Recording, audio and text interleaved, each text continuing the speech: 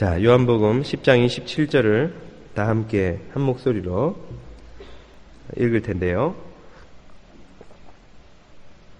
힘차게 읽어보겠습니다. 시작.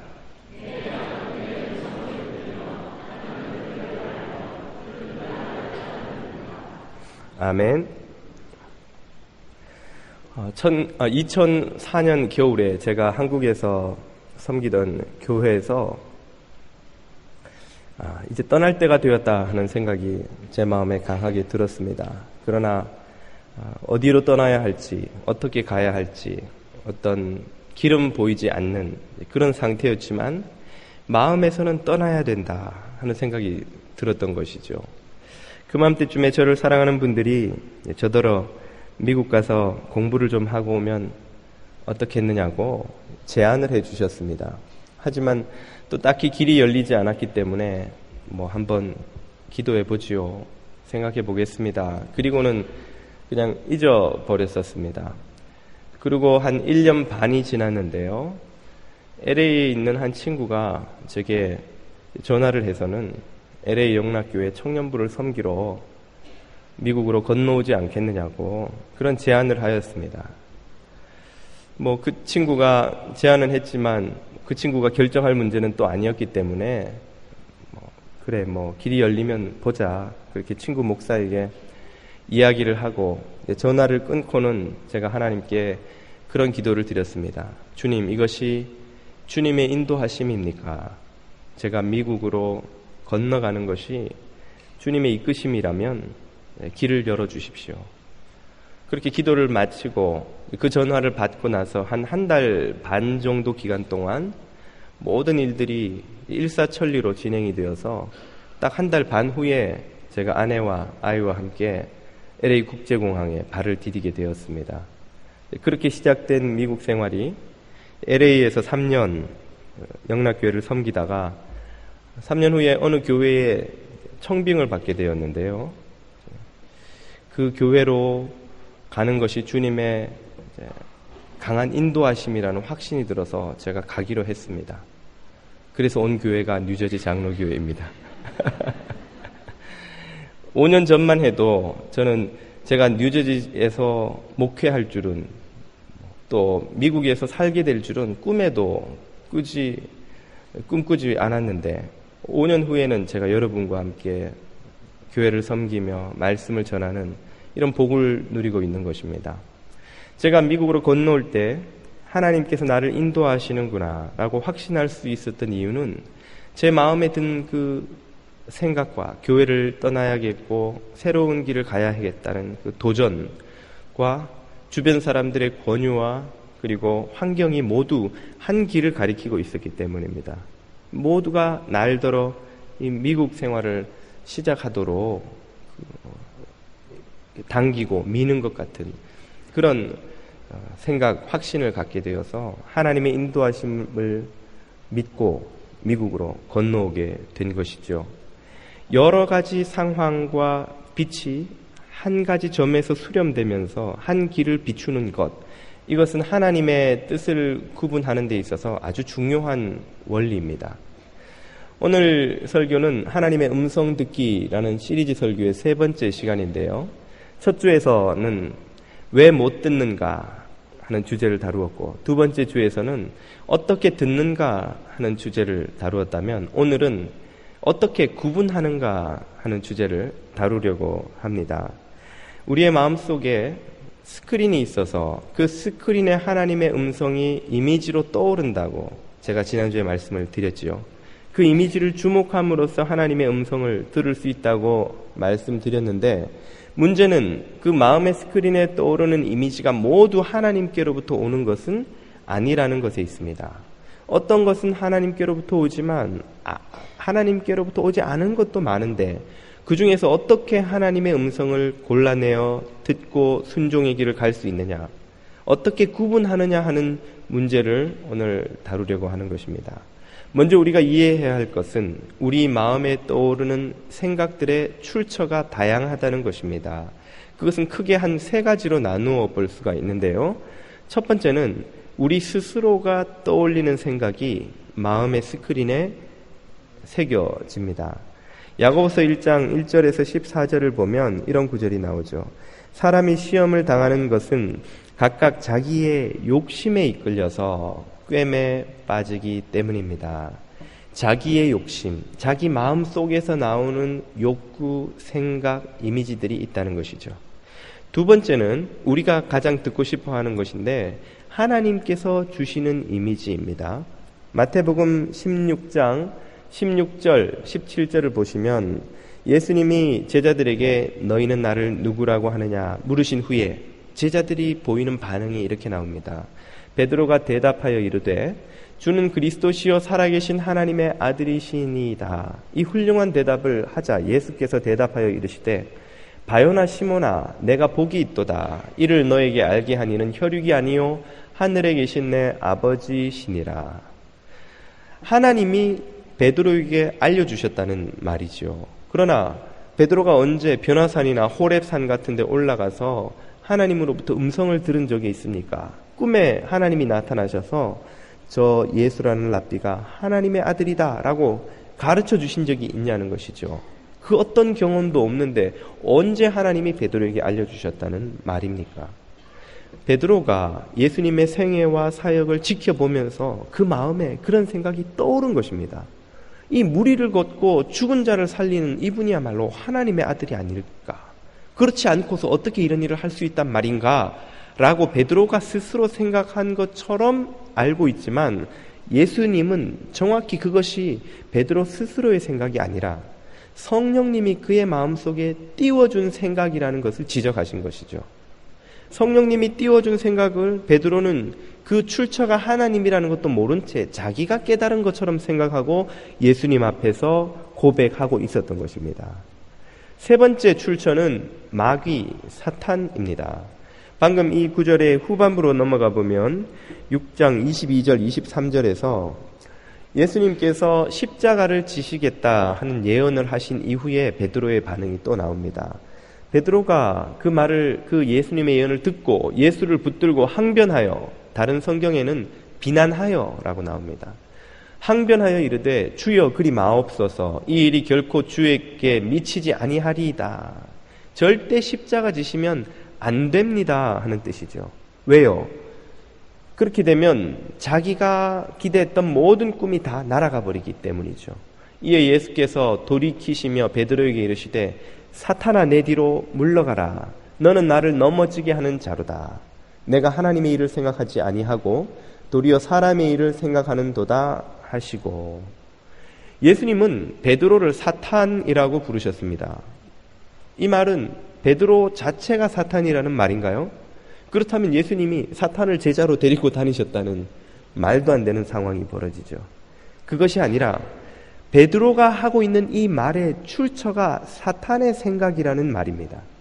사탄이 베드로의 마음속에 말을 걸어서 그의 마음의 스크린에 떠오른 생각을 베드로는 그것이 사탄으로부터 온 것인 줄 모르고 자기 입 밖으로 내놓고 있는 거예요. 사탄이 베드로에게 말을 걸기를, 야 베드로야, 예수가 죽으면 너의 모든 꿈이 다 끝장난다. 말려라, 말려야 된다. 어떻게든 살아서 영화를 누려야지. 죽으면 무슨 소용이 있느냐. 그 말을 듣고는 베드로는 그 생각이 자신에게서 나온 것인 줄 알고 사탄의 생각인지 구분하지 못한 채 예수님 앞에서 말을 꺼내놓고 있는 것입니다. 이 장면들을 볼 때 우리는 세 가지 생각의 출처가 있다는 것을 알게 되죠. 우리 자신의 생각, 하나님으로부터 오는 생각, 그리고 사탄으로부터 오는 생각. 이 사탄이 혹은 하나님께서 우리에게 말을 거셔서 마음의 이미지를 띄우는 것은 전혀 어려운 일이 아닙니다. 지난주에도 예를 들어 보여드렸듯이 여러분에게 제가 말을 걸면 그 즉시 여러분의 마음의 스크린에는 특정한 이미지가 떠오르게 되죠. 호랑나비 생각하지 마세요. 여러분이 생각하지 않으려고 하는 순간 이미 호랑나비는 여러분의 스크린에 떠오른 것입니다. 그걸 떠올리지 않고 걸러낼 수가 없잖아요. 하얀 코끼리 생각하지 마세요. 검은 고양이 생각하지 마세요. 그러나 계속 여러분은 생각할 수밖에 없습니다. 누군가 말을 걸면 우리의 마음의 스크린은 즉각적으로 그 자극을 스크린에 띄웁니다. 하나님께서 말을 거셔도, 사탄이 말을 걸어도 하와에게 사단이 말을 건 것처럼 우리의 마음의 스크린에는 그 이미지가 떠오르게 되어 있습니다. 베드로는 그 이미지들, 그 생각들이 어디서 온 것인지 전혀 구분하지 못했기 때문에 그냥 모두 자신의 생각인 줄 알고 입 밖에 쏟아놓고 행동으로 옮기고 있는 것이죠. 그러나 예수님은 그 모든 생각들의 출처를 정확히 아시고 하나님으로부터 오는 생각과 사탄으로부터 오는 생각을 구분해내고 지금 계신 것입니다. 다행스럽게도 베드로가 언제까지나 이렇게 우매한 상태에 놓여 있었던 것은 아닙니다. 사도행전을 보면 베드로가 예수님으로부터 제자 훈련을 받고 성령 세례를 받고 또 교회의 지도자로서 경험이 쌓이면서 하나님의 음성을 분별해내는 그 분별력을 갖게 되었다는 것을 사도행전 여러 장면이 보여줍니다. 그 중에 한 곳만 대표적인 곳을 인용해 보자면요. 사도행전 11장 16절 이하를 보면 베드로가 고넬료와 그 가족들, 이방인들에게 세례를 베푼 후에 그 이방인들과의 접촉을 비난하는 예루살렘의 유대 출신 기독교인들에게 그 사역을 변호하면서 이렇게 말하는 장면이 나옵니다. 내가 주의 말씀에 요한은 물로 세례를 베풀었으나 너희는 성령으로 세례를 받으라 하신 것이 생각났노라 내 마음에 떠올랐다 그 말이에요. 베드로가 고넬료 앞에서 세례를 베풀어야 할까 말아야 할까 고민할 때 마음속에 이 말씀이 떠올랐다는 겁니다.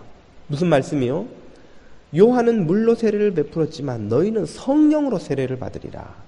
그 성령께서 지금 눈앞에서 고넬료 위에 임하는 것을 보면서 그 생각이 떠오른 것이 자신의 생각, 자신의 메모리, 기억력 때문이 아니라 성령님께서 지금 자신에게 그 말씀을 말씀하고 계신다는 것을 베드로는 깨달은 것이죠. 그래서 바로 17절에서 이와 같이 말합니다. 그런즉 하나님이 우리가 주 예수 그리스도를 믿을 때에 주신 것과 같은 선물을 그들에게도 주셨으니 내가 누구이기에 하나님을 능히 막겠느냐 하더라. 지금 그 일을 하나님이 하고 계신다는 것을 성령님이 그 메시지, 그 예수님의 말씀을 기억하게 함으로써 깨우쳐 주셨다는 거예요. 그 마음에 떠오르는 생각이 성령님이 주신 생각이라는 걸 베드로는 캐치하고 있었던 것입니다. 바로 이것이 베드로의 분별력을 보여주는 것이죠. 베드로는 복음서에서처럼 우왕좌왕 좌충우돌하는 사람이 아니라 더 이상 그리하지 않고 성령님의 음성을 분별할 줄 알게 되고 들을 줄 알게 되고 그것을 가려내어 순종할 줄 아는 지도자가 되었던 것입니다. 이것이 우리에게 희망의 메시지입니다. 오늘 우리가 하나님의 음성을 잘 분별하지 못하고 있다 할지라도 우리도 겸손하게 주님께 귀 기울이고 순종하고 듣는 훈련을 하고 난다면, 그래서 성령님의 인도를 받는다면 우리도 베드로처럼 하나님의 음성을 분별해내는 성숙한 자리로 나갈 수 있다는 것이죠. 그 훈련을 받고 성장할 수 있다는 것입니다. 이런 은총이 여러분 모두에게 있으시길 축원드립니다. 그러기 위해서는 우리가 어떻게 하나님의 음성을 마귀의 음성과 나의 음성 사이에서 골라낼 수 있는지, 확인할 수 있는지 훈련받는 것이 필요합니다. 이 시점에서는 먼저 경건의 훈련을 오랫동안 하고 연구해온 믿음의 선배들의 도움을 좀 받아야 합니다. 프레드릭 마이어는 인도하심의 비밀이라는 책에서 이렇게 쓰고 있습니다. 안에서 하나님이 주시는 감화와 밖에서의 그분의 말씀은 언제나 환경을 통한 그분의 섭리로 확증된다. 우리는 이 세 요소가 하나의 점으로 수렴될 때까지 조용히 기다려야 한다. 세 요소, 내적인 음성, 성경 말씀, 환경, 이 세 가지가 하나의 점으로 수렴되는 때가 있다는 것이죠. 하나의 길로 모든 문들이 닫히고 그 방향으로 문이 열리는 그런 때가 있다는 것이죠. 그때 우리는 그 내적 음성이 하나님의 음성이라는 확신을 가질 수 있게 되고 하나님의 인도하심이 지금 그 길로 이어지고 있다는 것을 알 수 있게 되는 것입니다. 달라스 윌라드도 역시 하나님의 음성에서 이렇게 쓰고 있습니다. 세계의 빛, 즉 성령의 감화, 성경 말씀, 환경이 동일한 방향을 가리킨다면 그것이 곧 하나님이 원하시는 방향이라고 믿어도 좋다. 세계의 빛, 세계의 라이트이 한 지점, 한 길을 가리킵니다. 내적인 음성, 성경 말씀, 환경, 이 세 가지가 하나의 방향을 가리킬 때 우리는 그것이 하나님의 인도하심인지 확인할 수 있다는 것이죠. 이 원리를 초대교회는 일찍부터 체득하고 알고 있었습니다. 그래서 초대교회에서 의사결정을 하고 하나님의 인도를 받는 과정을 보면 이 세 가지를 모두 활용하는 것이 나옵니다. 사도행전 15장은 교회 역사상 최초의 공의회라고 불립니다. 이방 선교의 정책을 결정하는 회의였죠. 이방인들이 우리 유대인들과 다른데 그들에게 우리와 똑같은 방식의 선교 전략을 가지고 접근할 수는 없지 않은가? 어떻게 이방 선교를 해야 할까 하는 문제가 예루살렘 교회의 아젠다가 되어서 대두되자 교회 지도자들이 그 결정을 하려고 모여서 회의를 했습니다. 그 과정에서 그들이 무엇을 참고하는지를 한번 살펴보십시오. 사도행전 15장 12절을 보면 먼저 그들은 환경을 주의 깊게 살핍니다. 그러자 온 회중이 조용해졌다. 그리고 그들은 바나바와 바울이 하나님께서 자기들을 시켜서 이방 사람들 가운데 행하신 여러 가지 표적과 기이한 일들을 보고하는 것을 들었다. 이 교회 지도자들은 중요한 결정을 하기 전에 먼저 상황이 어떻게 흘러가는지를 주의 깊게 살펴본 것입니다. 그 현장에서, 이방 선교의 현장에서 도대체 무슨 일들이 벌어지고 있고 이방인들이 어떻게 반응하고 있고 바울과 바나바는 어떻게 복음을 전했고 그 과정에서 무슨 문제가 발생해서 어떻게 처리되고 있는지를 우리한테 리포트를 좀 해주십시오. 우리가 듣고 판단하는데 중요한 근거로 삼아야 되겠습니다. 환경을 지금 주의 깊게 살피고 있다는 것이죠. 두 번째 교회 지도자들이 참고하고 있는 것은 성경입니다. 15절로 내려가 보시면 야고보 사도가 일어나서 이렇게 말하죠. 예언자들의 말도 이것과 일치합니다. 예언서에 이렇게 기록되어 있습니다. 하고 구약 성경을 야고보 사도가 인용합니다. 중요한 결정을 하기 위하여서 구약의 성경 말씀이 무엇이라고 예언하고 있는지 그 말씀과 환경을 또 매치시켜 보는 것입니다. 그리고 세 번째 그들이 참고하고 있는 것은 바로 내적 음성입니다. 19절로 가보시면 역시 야고보 사도의 말이 나오죠. 그러므로 나의 판단으로는, 이 표현에 주목하셔야 됩니다. 야고보 사도는 자신의 판단, 자신의 마음속에 떠오르는 그 확신, 음성, 그 생각, 이미지들에 집중하고 있습니다. 내 마음속에 성령님이 내게 이렇게 조명해 주시는 어떤 생각이 있습니다. 판단이 떠오릅니다. 그것에 의하면 하나님께로 돌아오는 이방 사람들을 괴롭히지 말고 이러이러하게 이방 선교의 전략을 세우는 것이 좋겠습니다. 라고 야고보 사도가 제안하는 것이죠. 그러므로 이 지도자들은 지금 세 가지를 모두 참고하고 있는 것입니다. 환경의 상황, 환경과 상황, 그리고 성경 말씀, 그리고 그 지도자들의 마음에 떠오르는 이미지, 생각, 이 세 가지가 하나의 지점을 가리키고 있는지, 한 방향을 가리키고 있는지 주의 깊게 살피는 것이죠. 그리고 그렇게 내려진 결론을 그들은 하나님의 인도하심이라고 고백하고 있습니다. 마지막 28절로 내려가 보면 야고보 사도와 베드로 사도가 회중들 앞에 일어나서 다음과 같이 결론을 내리는 장면이 나옵니다. 성령과 우리는 이 회의 과정에 성령님이 갑자기 임하셔서 무슨 방언을 하게 하시거나 누구를 일으켜서 예언을 하게 하시는 그런 사건이 전혀 없었음에도 불구하고 교회 지도자들은 이 모든 과정이 다 성령님의 인도하심 아래 있었다고 고백하는 것이죠. 성령과 우리는 다음 몇 가지 필수 사항 밖에는 더 이상 무거운 짐을 이방인 여러분에게 지우지 않기로 결정하였습니다. 이렇게 함으로써 초대교회는 중요한 결정을 하나님의 뜻을 구하여 내리고 있는 것입니다. 여기에서도 우리는 다시 한번 이 원리를 확인할 수 있습니다. 내적인 음성과 성경 말씀과 환경의 빛이 한 지점을 가리킬 때 우리는 그 내적 음성이 하나님의 음성인 줄 깨달을 수 있다는 것이죠. 만약에 내 내적 음성이 성경과 배치되거나 환경과 충돌하거나 다른 믿음의 사람들의 생각과 충돌할 때는 우리가 다시 한번 그것이 하나님께로 온 것인지를 검토하는 시간을 가질 필요가 있다는 뜻입니다. 이렇게 함으로써 우리는 주님의 음성을 구분하는 데 큰 도움을 얻을 수 있는데요. 여기에서 우리는 아주 중요한 유익한 습관 하나를 익힐 수 있습니다. 그것은 바로 생각을 포우즈 하는 것입니다. 포우즈. 여러분 비디오 무비를 보다가 포우즈 버튼을 누르면 어떻게 됩니까? 딱 동작이 멈추어져요. 사람이 걸어가다가 포우즈를 누르면 딱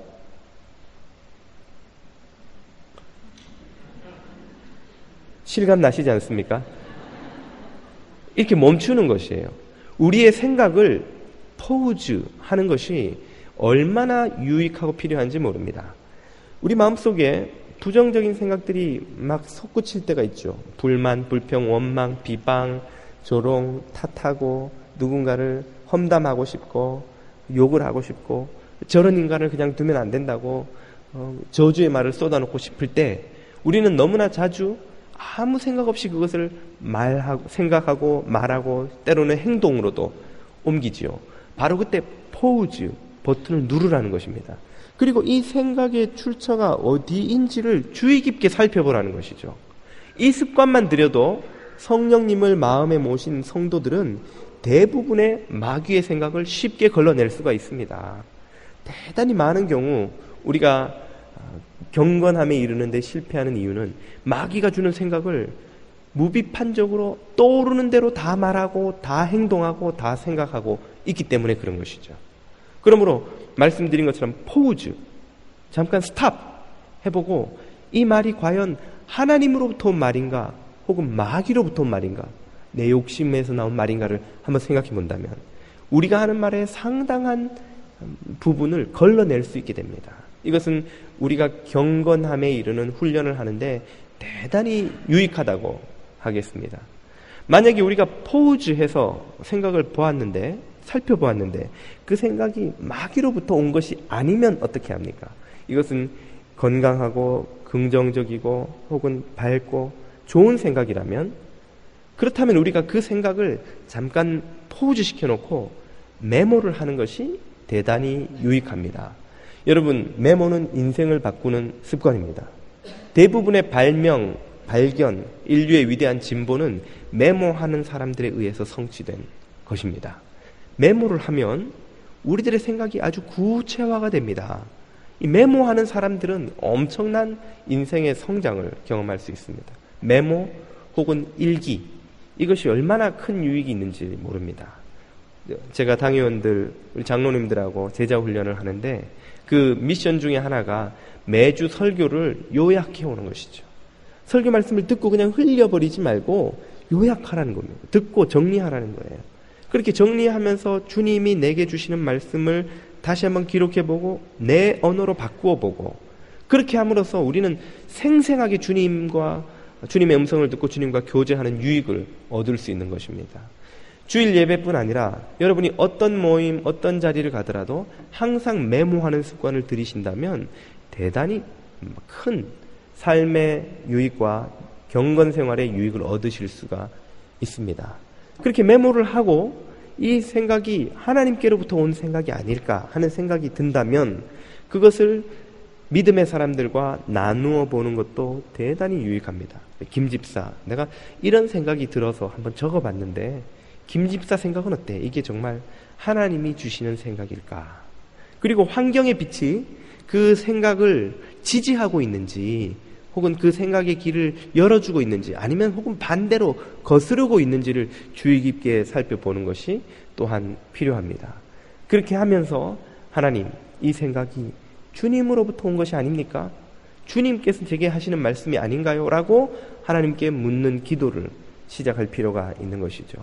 우리가 그렇게 우리의 마음속에 그냥 스쳐 지나가고 잊혀져 버리는 수많은 생각들을 포우즈해서 메모해 볼 수 있다면 우리가 엄청나게 큰 영적 성장과 인격적, 지식적 진보를 경험하게 됩니다. 여러분, 뛰어난 작가들의 책을 읽어보면 도대체 어디서 이 많은 통찰력과 그 많은 정보와 아이디어를 얻었을까? 여러분, 놀랄 때가 종종 있지 않습니까? 이 사람은 천재고 나는 바본가? 이런 생각도 해보시지만, 그런 이들의 장점, 그런 이들의 비밀은요, 메모하는 것입니다. 그 사람들 머릿속에 지나가는 생각들이 우리에게도 다 지나가요. 스티브 잡스가 했던 생각을 다른 IT 전문가들도 굉장히 많이 했습니다. 그래서 스티브 잡스의 성공 후에 많은 그 언론 기사들이, 이런 기사들이 많이 나왔었죠. 닌텐도에서 진작 이 아이폰 아이디어를 개발했었다. 또 어느 회사에서 진작 무슨 아이디어를 개발했었다. 근데 그 사람들 다 놓쳐버린 거예요. 했다가 이거 별 비전이 없어 보여서 그냥 그 비즈니스를, 그 아이템을 덮어버린 거예요. 그렇게 해서 놓친 사람들이 얼마나 많습니까? 얼마나 그게 안타깝겠어요. 우리 인생에도 잡스뿐 아니라 아인슈타인의 그런 통찰력뿐 아니라 뛰어난 작가들의 그런 아이디어들, 이런 것들이 우리에게도 수도 없이 지나가는 것입니다. 위대한 믿음의 사람들의 삶을 사로잡았던 그 말씀들이 우리에게도 수없이 들려오는 것이죠. 주님은 오늘도 우리에게 말씀을 걸고 계시는 것이죠. 근데 우리는 그 말씀들을 포우즈하지 않고, 이걸 경건의 이 신앙의 용어로 바꾸면 묵상이라고 합니다. 묵상. 곱씹는 것, 메디테이션 하는 것, 되새김질하는 것. 말씀을 잡고 붙들고 물고 다시 씹고 그 안에서 엑기스가 완전히 빠져나와 나의 영혼을 적실 때까지 말씀과 아이디어와 그 도전을 붙들고 있느냐, 그걸 그냥 흘려버리느냐, 그 차이인 거예요. 흘려버리면 우리의 인생에 남는 것이 아무것도 없습니다. 붙잡으면, 그리고 그것을 곱씹고 묵상하고 되새김질하면 하나님께서 어마어마한 그 엑기스가 그 안에서 빠져나와서 우리의 영혼을 살찌우고 삶을 복되게 하는 그런 은총을 그 가운데 허락하셨다는 것이죠. 하나님은 그런 복된 말씀을 날마다 저와 여러분에게 말을 걸고 계시는 것입니다. 동안아, 내 말을 들어보렴. 야, 김 집사야, 내 말을 들어보렴. 내가 너에게 할 말이 있다. 우리는 그 위대한 말씀들을 날마다 우리 마음에 떠오르는 것을 경험하면서도 포즈 하지 않기 때문에, 메모하지 않기 때문에, 묵상하지 않기 때문에 다 흘려보내 버리는 것이죠. 그런 것을 포즈하고 메모하고 묵상하고 사람들과 대화로 나누고, 그렇게 하면 그 조그마한 겨자씨만 하던 아이디어가 점점 커져서 거대한 나무를 이루어서 수많은 새들이 그 아래에 깃들며 쉴 수 있는 그런 위대한 아이디어가 되는 것이죠. 위대한 삶의 변화의 씨앗이 되고 위대한 진보의 첫걸음이 되는 것입니다. 그렇게 함으로써 우리는 주님께서 하시는 말씀을 듣고 그 말씀의 유익을 누릴 수 있는 것이죠. 그 말씀을 묵상하면서 성경 말씀과 환경의 빛이 함께 한 지점을 가리키는지를 기다리며 지켜보면 하나님의 인도하심이 분명하게 드러나게 되는 것입니다. 그것은 때로는 강렬한 서치라이트이 동시에 탁 켜져서 어떤 지점을 밝히는 것처럼 우리 눈앞에 드러날 때도 있고, 또 때로는 할로겐 등이 천천히 조금씩 어둠 속에서 약간씩 빛을 밝혀가다가 어느 순간인가 나도 모르게 훤하게 밝히는 것 같은 그런 경험으로 경험될 때도 있습니다. 우리 이 예배당의 빛이 그렇지 않습니까? 불이 탁 켜지지가 않죠. 버튼을 누르면 슬그머니 켜지는 듯 마는 듯 하다 어느 순간인가 환하게, 지금 여러분 밝으시잖아요. 이런 원리로 우리 삶이 조명될 때도 있습니다. 분명한 것은 강렬한 서치라이트처럼 오든 할로겐처럼 천천히 밝혀지든 기다리고 주의 깊게 음성을 듣고 지켜보는 자에게는 주님께서 길을 보여주신다는 것입니다. 그분의 음성을 구분하고 들을 수 있게 해 주신다는 것이지요. 이 원리를 우리가 체득하는 것이 복입니다. 이 원리를 우리 몸에 익히면 우리가 하나님과 동행하는 데 엄청난 유익을 얻을 수 있게 됩니다. 그 예를 한 가지 소개하고자 합니다. 갈대상자라는 책을 보면 한동대 초대 총장이신 김영길 장로님의 이야기가 나옵니다. 이 김영길 장로님은 1994년에 한국의 그 카이스트 대학의 교수로 계셨습니다. 하루는 친구인 손 변호사라는 분한테 전화가 왔는데 그분이 김 장로 우리 한동대에 죄송합니다. 포항에 한동대라는 이름의 기독교 대학을 뜻있는 실업인들과 몇몇 지도자들이 세우려고 하는데 많은 사람들 말이 총장으로는 김영길 박사가 적임자라고 하는데 김영길 박사 좀 섬겨줄 수 없겠나. 그리고는 학교 소개를 쭉 하더라는 것이죠. 그런데 여러분 한국의 카이스트 교수면 큰 부자는 아니래도 경제적으로나 사회적으로나 아쉬울 것이 없는 자리입니다. 거기에 비하면 아직 설립도 안 된 지방의 대학 총장은 말이 그럴듯해 총장이지 사실은 대우나 사회적인 수준이나 형편없이 좌천인 거예요. 소위 무슨 공무원이나 비즈니스 사회에서 말하면 좌천도 한참 좌천인 거예요. 아무리 생각해봐도 그건 자기가 택할 초이스가 아닌 것이죠. 그래서 전화를 받으면서 벌써 김영길 장로님은 마음을 생각할 필요도 없으니까 완곡하게 거절을 했답니다. 아유, 손 변호사, 내가 생각해봐도 난 적임자가 아닌 것 같아. 좋은 사람이 있을 거야. 하고 거절을 했더니 그 손 변호사라는 친구분이 아주 정색을 하더라는 것이죠. 아니, 장로가 어떻게 기도도 안 해보고 그렇게 단박에 거절을 하나. 아니, 그 말을 듣고는 그만 이 김영길 장로님이 좀 창피하기도 하고 또 미안하기도 하고 해서는 아유, 미안하네, 내가 그럼 기도를 좀 해보겠네 하고 끊었다는 것이죠. 그리고는 아내에게 그 이야기를 하고 우리가 거절할 때 하더라도 기도라도 좀 해보고 합시다. 그리고는 두 분이 기도를 시작했는데 그 주일에 교회를 갔더니 담임 목사님이 설교를 아나니아의 순종을 가지고 하시면서 난데없이 기독교 대학 이야기를 꺼내시더라는 겁니다. 우리나라에는 기독교 이념으로 세워진 기독교 대학이 참 필요합니다. 누군가는 그 대학을 위해 헌신해야 합니다. 그리고 그 설교를 듣는데 꼭 이 김영길 장로님이 손 변호사가 그새 담임 목사님한테 전화를 해서 내 이야기를 했나? 어떻게 알고 지금 저 이야기를 하시지? 마음에 부담이 되더라는 것이죠. 그리고 제안을 받았는데 그래도 체면이 있고 하니까 포항에 한 2번 내려가서 봤답니다. 가봤더니 그야말로 호흡벌판에 아무것도 없는데 여기다가 뭘 짓고 여기 뭘 세우고 이렇게 막 그 비전을 가진 분들은 막 열정을 가지고 그걸 준비를 하시더래요. 그래서 그분들의 헌신을 보니까 참 저렇게까지 자기를 희생해 가면서 헌신하는데 나도 좀 돕긴 도와야 되겠는데 그래도 마음이 무겁고 내키지가 않더라는 것이죠. 너무 포기해야 될 게 많으니까. 그리고는 미국의 학회 일정이 잡혀가지고 가려고 보니까 비자 기간이 다 돼서 비자 연장을 하려고 대사관에 신청을 했는데 미국에 유학까지 갔다 와서 안방 드나들듯이 미국을 왔다 갔다 하는 사람한테 비자 연장 신청이 리젝된 거예요. 왜 리젝했냐고. 이유도 없는데 리젝하고 특별한 이유도 없어요. 그래서 이 김영길 장로님이 좀 화도 나고 하지만 그래도 어쩔 수가 없으니까 아내더러 어떡하겠어. 다음 주에 다시 신청해서 좀 늦게 가지 그래서 제때 나와서 비행기를 탔더라면 드리지 않았을 그 주일 예배를 드리러 또 교회에 왔습니다.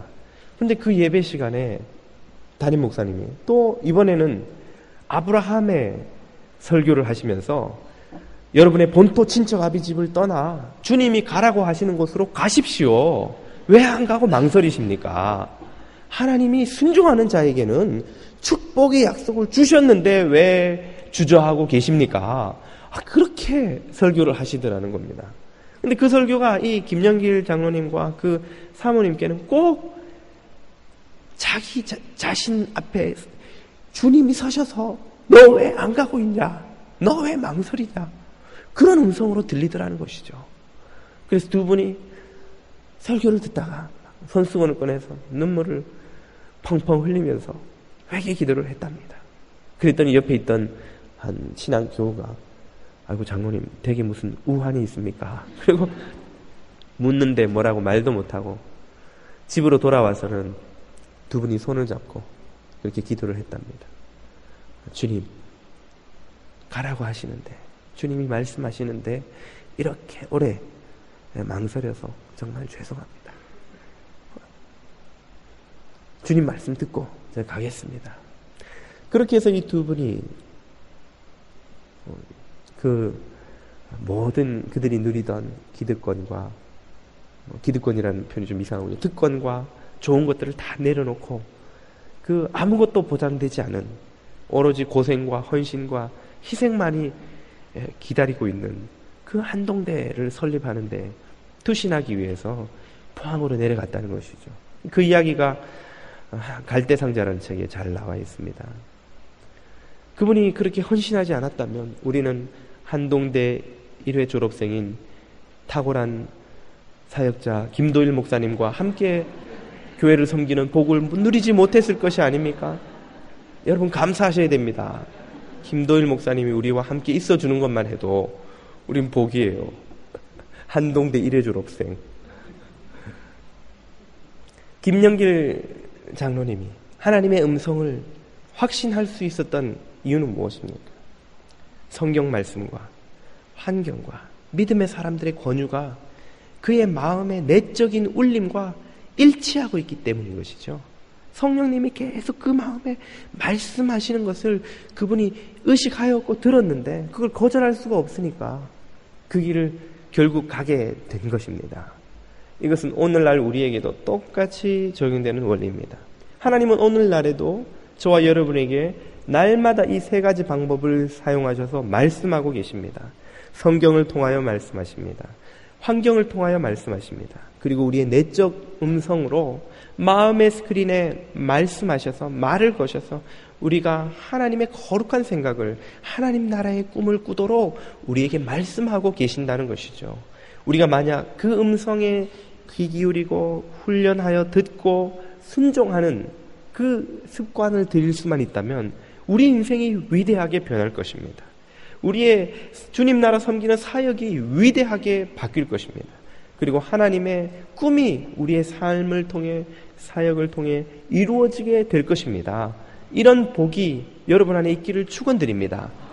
베드로처럼 처음에는 못 알아들었지만 마침내 명쾌하게 알아들은 그처럼 오늘 저와 여러분도 아직 미숙하지만 겸손히 주님 앞에 무릎 꿇고 날마다 귀 기울일 때에 주님께서 우리의 영의 귀를 열어주시고 영의 눈을 열어주시고 그래서 주님의 음성을 분별하여 순종하는 복된 인생 되게 하여 주시기를 다시 한번 주님 이름으로 축원드립니다.